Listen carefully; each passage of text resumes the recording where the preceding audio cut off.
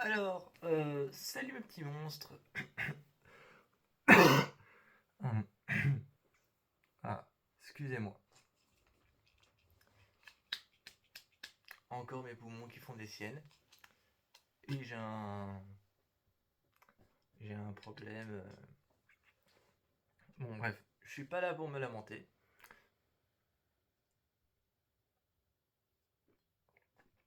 Je suis pas là pour me lamenter, je suis là pour un peu parler.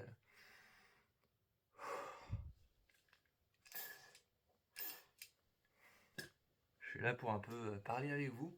Alors aujourd'hui, on va parler de la série American Horror Story.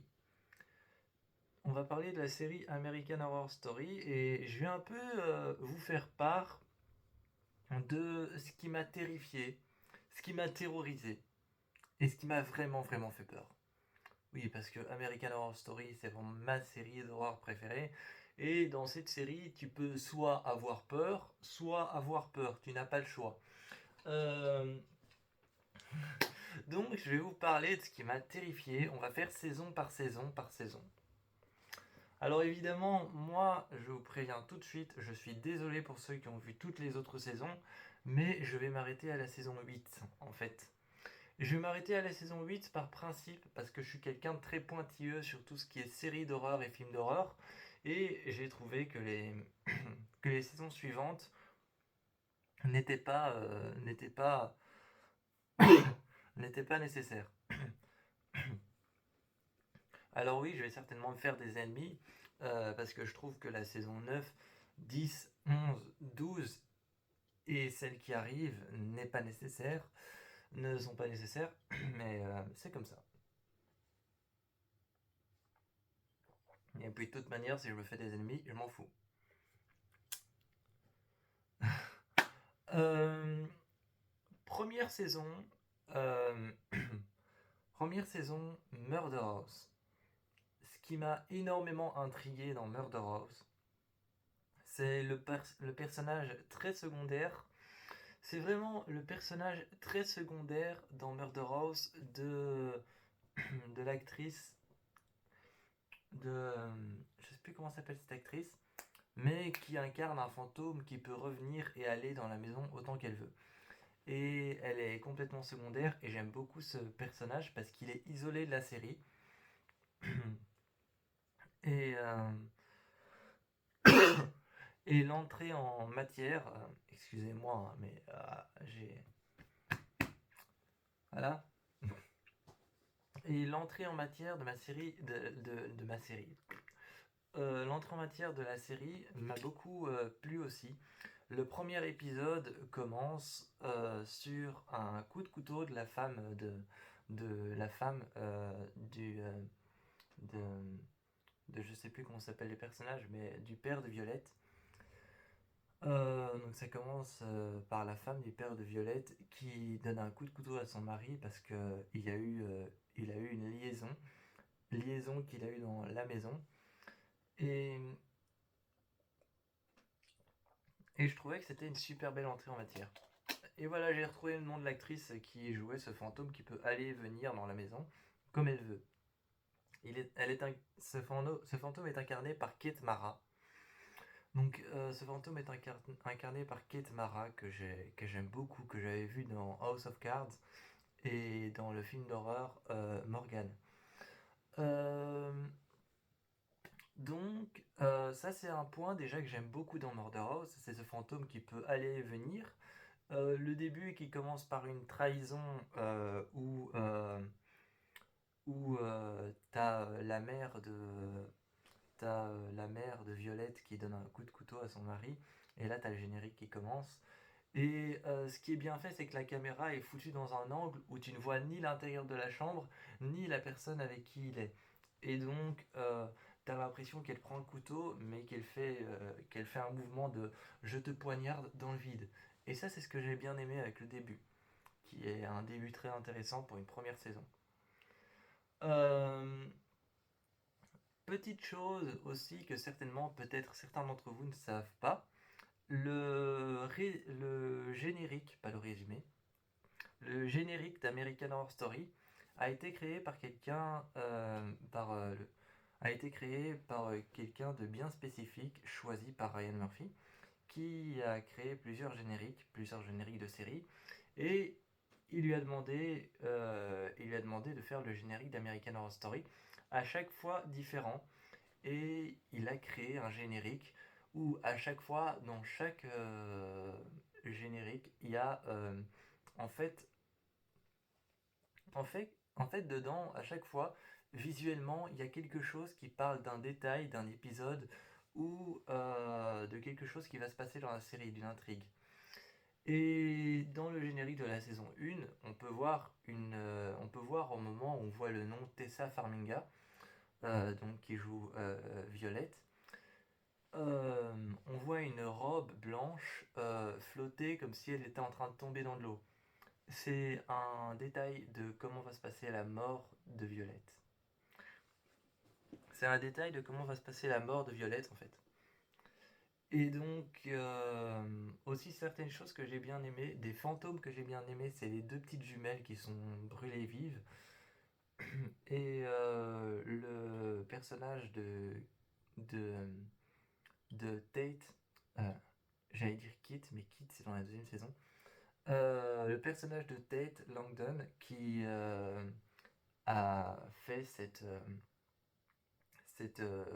tuerie dans un lycée. Et il y a une scène que j'ai bien aimée où je sais plus quel personnage va voir un prof qui est en chaise roulante et qui s'était fait tirer une balle dans le cou. Il s'était fait tirer une balle dans le cou et on l'avait extraite, mais maintenant il est en siège électrique. Et, euh, et il dit cette phrase, une balle plus bas et je serai paralysé. Donc il dit une balle plus bas et je serai paralysé. Une balle plus haut et je serai mort. Et c'est vraiment un détail que j'ai trouvé super, en même temps touchant, mais en même temps glauque et vraiment dans l'univers de la série. La découverte de la combinaison était super bien faite. J'ai adoré la découverte de la combinaison. La manière dont il la découvre, je crois que c'est Violette qui la découvre, accroché un peu comme un esclave dans le grenier. Et d'ailleurs, elle est accrochée comme ça à des chaînes, donc les bras un peu écartés mais pliés, accrochée à des chaînes par les poignets. Un peu style comme un esclave sexuel. Euh, eh bien, si vous regardez bien dans la saison 3, Coven, il y a un épisode qui commence par un esclave, là un vrai esclave, sur lequel on met une tête de taureau et on en fait un minotaure. Et eh bien, il est accroché de la même manière. Euh, donc, ce que j'ai beaucoup aimé aussi, c'est le personnage de Dennis Howard qui est brûlé d'un côté. C'est l'un de mes personnages préférés, le personnage de Dennis Howard, qui est brûlé d'un côté, je l'adore. Et il y a cette phrase, cet échange avec Constance London où il vient toquer chez elle en lui disant avant t'étais avec moi, est-ce qu'on pourrait retenter l'expérience. Et Constance London, elle est tellement froide, et c'est ce que j'adore dans son personnage. Elle est tellement froide, et elle lui dit écoute-moi bien. Elle lui dit écoute-moi bien. Si il ne serait qu'un jour, il ne restait plus qu'un seul homme sur terre avec lequel je pouvais me mettre, et que ce serait toi, je ne me mettrais même pas avec toi. Et c'est ce que j'aime bien chez Constance, c'est qu'elle est énormément froide.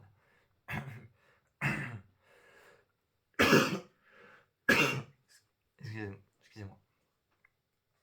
Donc, voilà quoi. La saison 1 est vraiment géniale. Est vraiment géniale. Et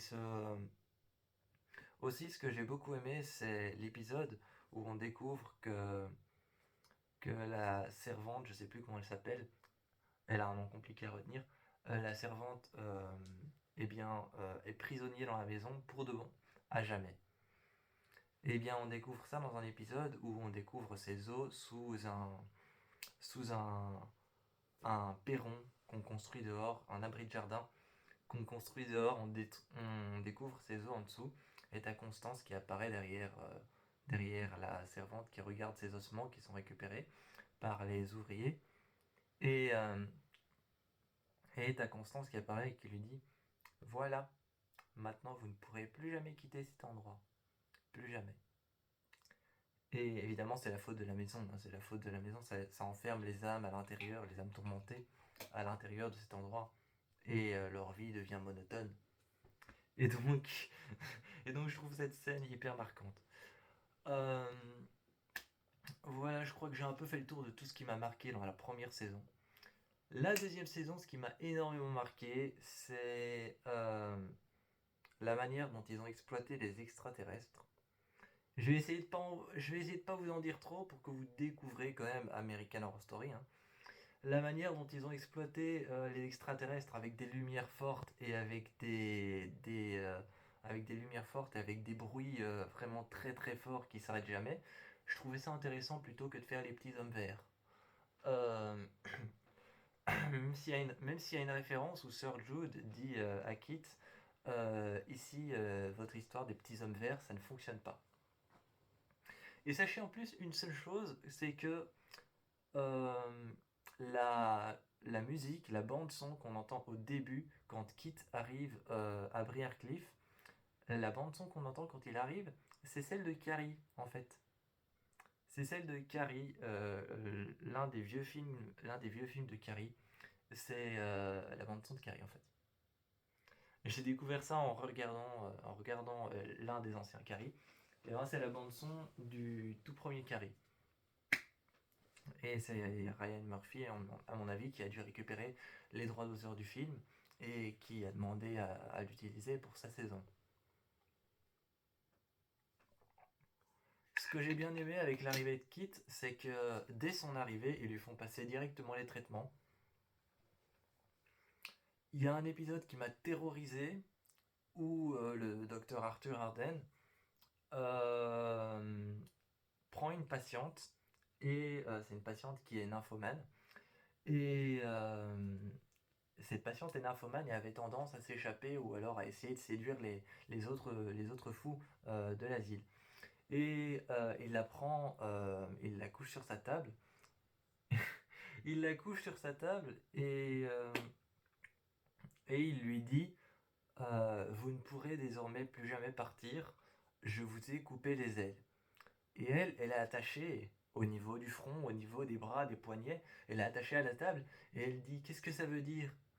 Et elle dit qu'est-ce que ça veut dire, qu'est-ce que ça veut dire. Et finalement, t'as le docteur Arthur Arden qui tourne autour de sa table et qui prend un drap qui est posé sur ses jambes, sur ses jambes, et t'as juste ses genoux qui font une sorte de bosse bombée sur le tissu qu'il a mis au-dessus de ses jambes. Et quand il retire le,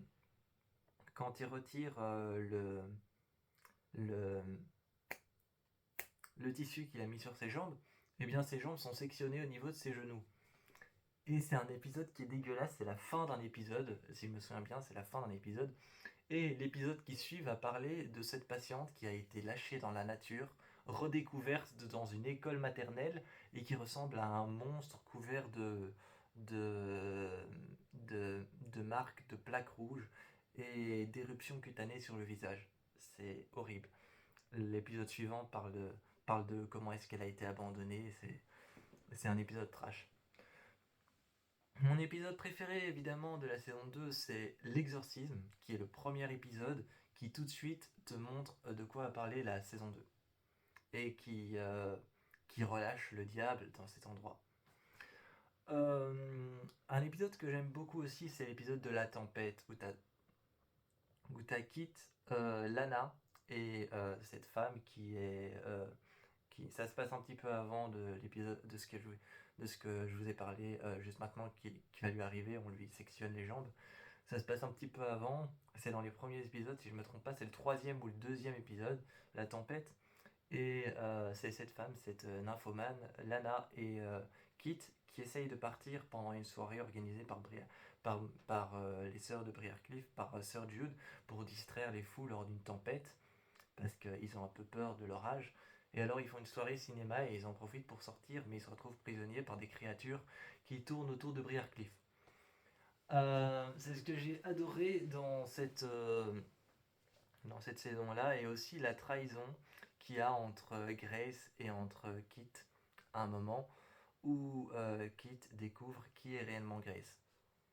Et leur relation aussi qu'il y a pendant toute la série est assez cool.